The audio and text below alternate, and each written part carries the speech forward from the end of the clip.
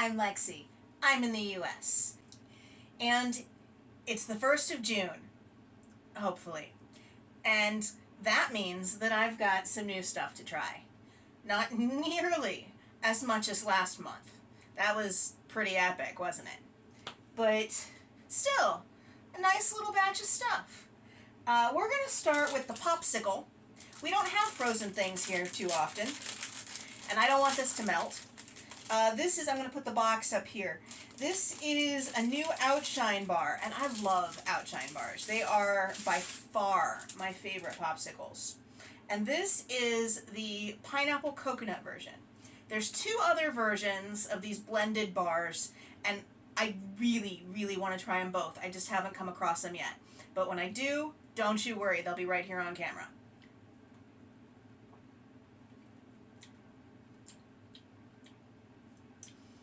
The pineapple tastes natural, and for an Outshine bar you would expect it to. The pineapple Outshine bars are one of my favorites anyway. And you know, the coconuts are really one of my favorites too, followed by the watermelon. I need to get to the coconut.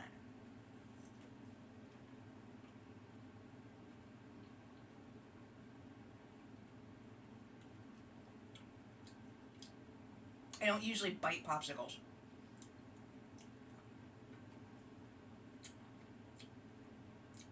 I like the texture of the coconut because it's a little bit creamier. It almost gives you the sensation of one of those creamsicles from when you were kids, the cheap ones that are popsicle on the outside and creamy fake center in the middle.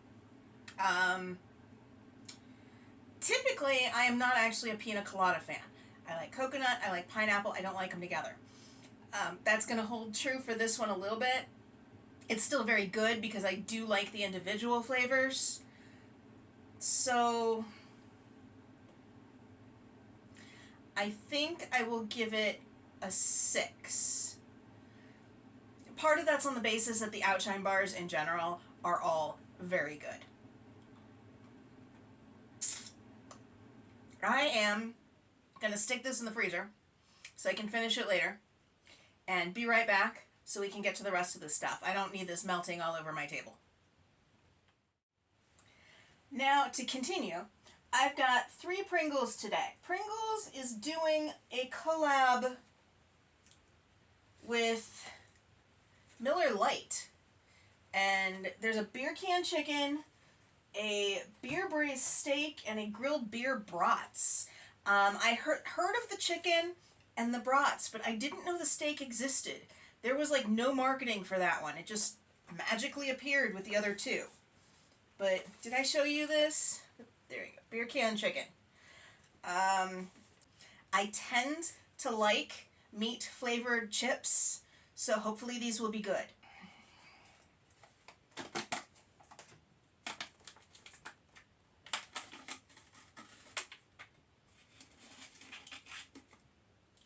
Probably didn't need 4, but they're in my hand, so we'll go with it. Put the top back on.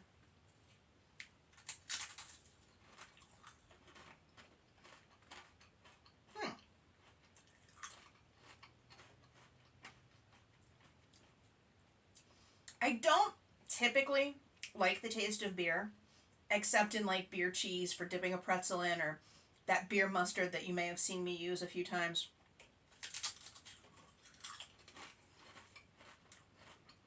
But I don't really taste beer in those. Maybe kind of an underlying yeastiness. And same thing with the meat. It's not screaming chicken to me. There's a definite umami flavor and an herbal flavor, but it's not going chicken. All in all, they are pretty good. You know what? I'm going to taste the other 2 and then rate them. Let's do the brats next. It's going to fall over. There we go. We've got the grilled beer brats.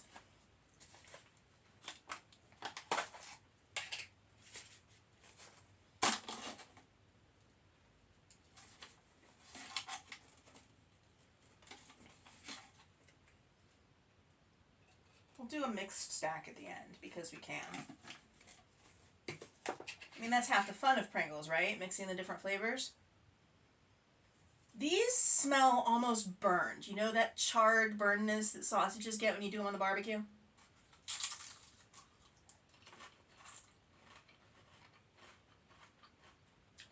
Oh, wow.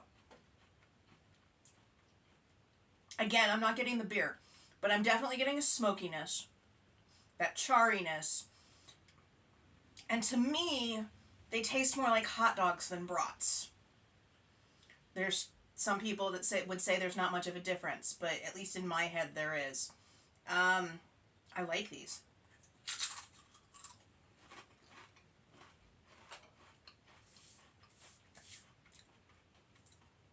I love how they captured the essence of grilled food in those potato chips. Okay, one more to try, and then I'll rate all three. This is beer braised steak. I kind of want this one to have that grilled flavor too. I don't know if it's going to. I hope it does, because that was delicious.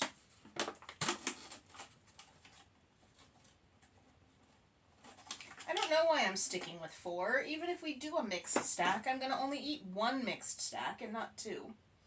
But I'm creating 2. I don't know. Do I have to make sense? It smells kind of meaty. Not particularly steak, though, and it doesn't have that charred feeling that the brats do.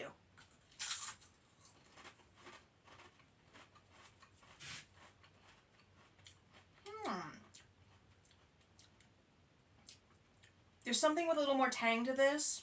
I'd almost say Worcestershire, but I don't think that's it. Again, I'm not tasting a lot of beer. And I'm not tasting a lot of steak, more umami.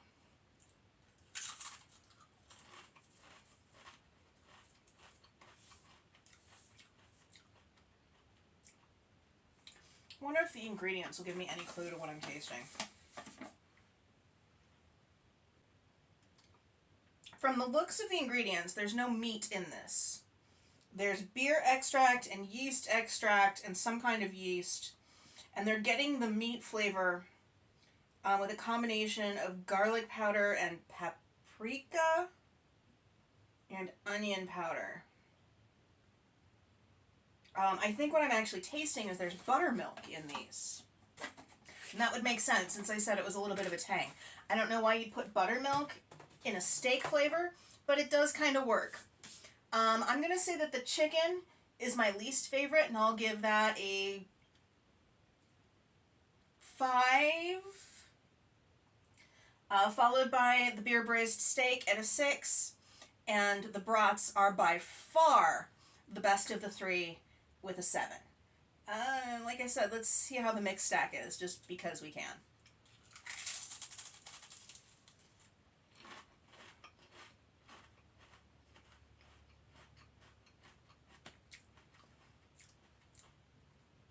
Kind of meaty, but it doesn't taste like they lose their individualness, and I get that that's kind of the point of doing that, but meaty, potatoey okayness as a mixed stack.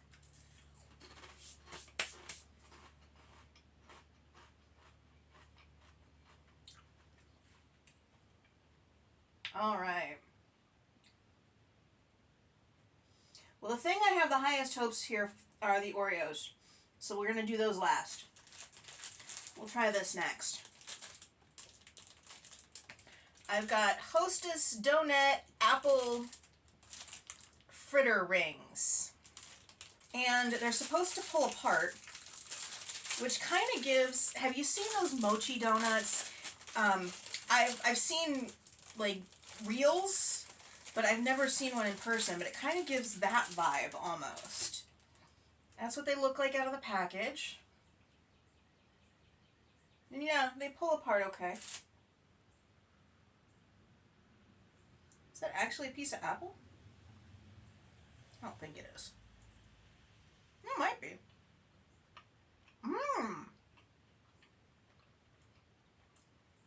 Okay, these are much better than I thought they'd be.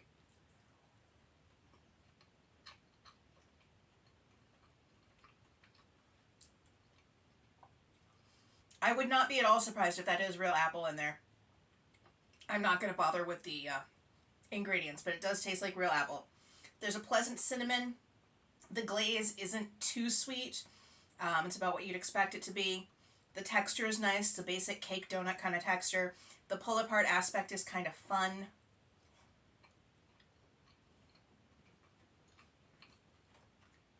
I could see this going incredibly well with a cup of coffee. Now I really want coffee. I'm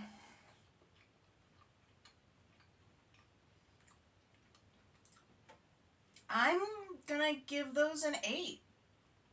That is definitely the best new Hostess product or new snack cake anything product I have tried in quite a while. I like those, and I will probably buy them again at some point, even if it's only to try them with a coffee. I've got some water. No, I don't. My water's disappeared. I'll do the Chips Ahoy. We've got Chewy Chips Ahoy ice cream sandwich filled. Now, when I was a kid, the Chewy Chips Ahoy cookies were my cookie of choice for my lunchbox.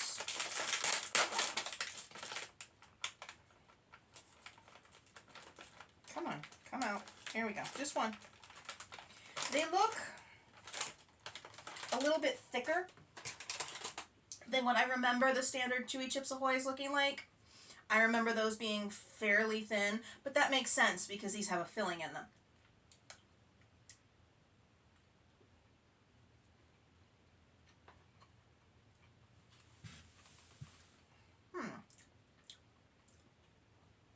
Now this might be nostalgia talking, but I think the texture of the original is a little bit better, a little bit chewier, softer, more melty. There's not a lot, I don't know if you can see that, there's not a lot of filling in there, just a real thin line. So it's hard to taste on its own. I wouldn't say it tastes like an ice cream sandwich. And when I go to an ice cream truck, and yeah, I still do that. Sometimes I'm a kid. Everybody should be a kid sometimes. It makes life more fun. But when I go to an ice cream truck, my treat of choice is those cookie sandwiches. Rating.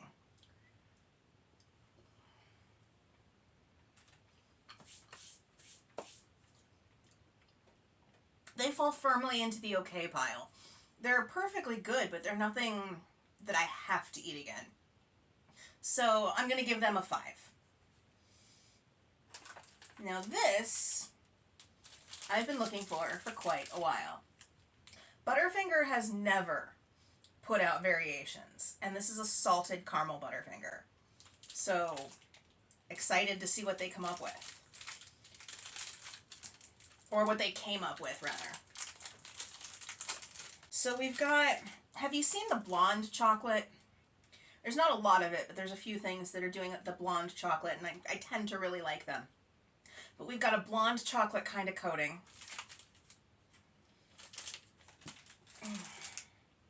That is very quickly melting on me. Smells just like a Butterfinger.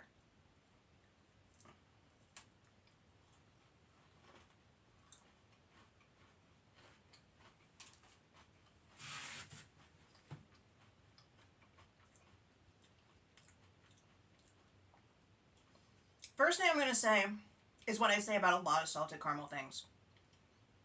I'm not getting any salt. As far as what it tastes like compared to a regular Butterfinger, I wouldn't even call it caramel. I get what they're trying to go with the caramelized chocolate. And I like caramelized chocolate, but it's subtle. And the Butterfinger interior, that peanut butteriness, is overpowering it, and you don't pick it up much at all. It just becomes a texture thing instead of a taste thing that might be different if it had a higher salt note. I don't think it's as good as the regular milk chocolate Butterfinger.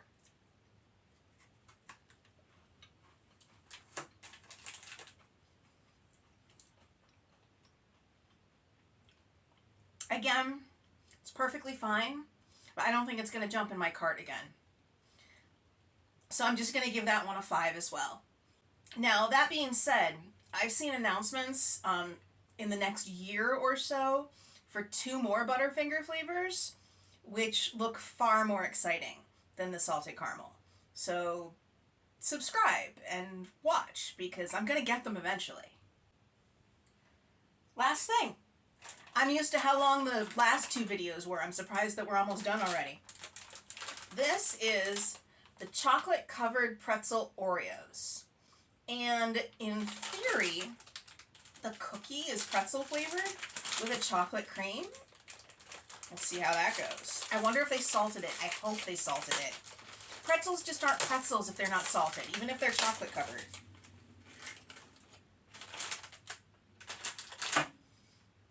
So the cookie is a little bit darker than a standard golden Oreo. I'm not sure I'd say it smells like a pretzel. I do see some little glittering bits that, yeah, that really looks like salt. It does look like they salted it. So.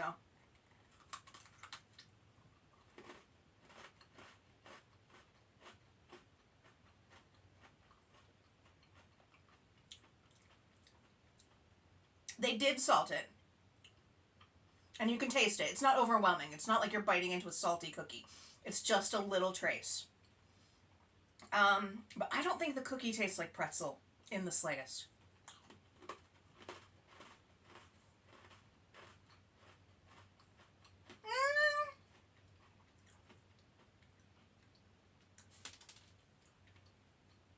Okay, maybe a little. When I eat just the cookie without the cream, I'm getting a little bit of pretzeliness right here, kind of on the back end of it. The texture throws you off a little bit, but it's not bad. It's just something you kind of have to acclimate your brain to. Like, I'll eat this one and maybe one more later tonight, and then it might be a few days before I go, you know, I kind of want those. But I think that's what category this flavor is going to fall into. Let's try just the cream.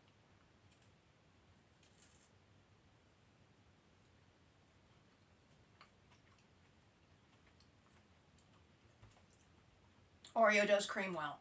It's a good chocolate cream.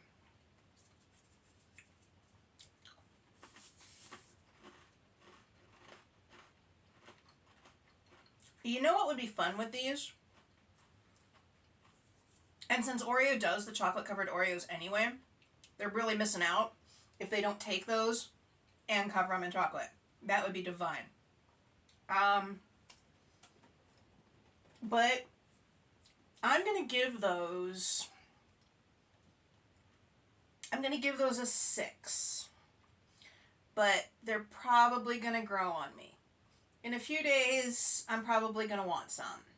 It'll be one of those things that just kind of sits there in the back of my head until it pops up and goes, Oreo! At least that's what my brain does.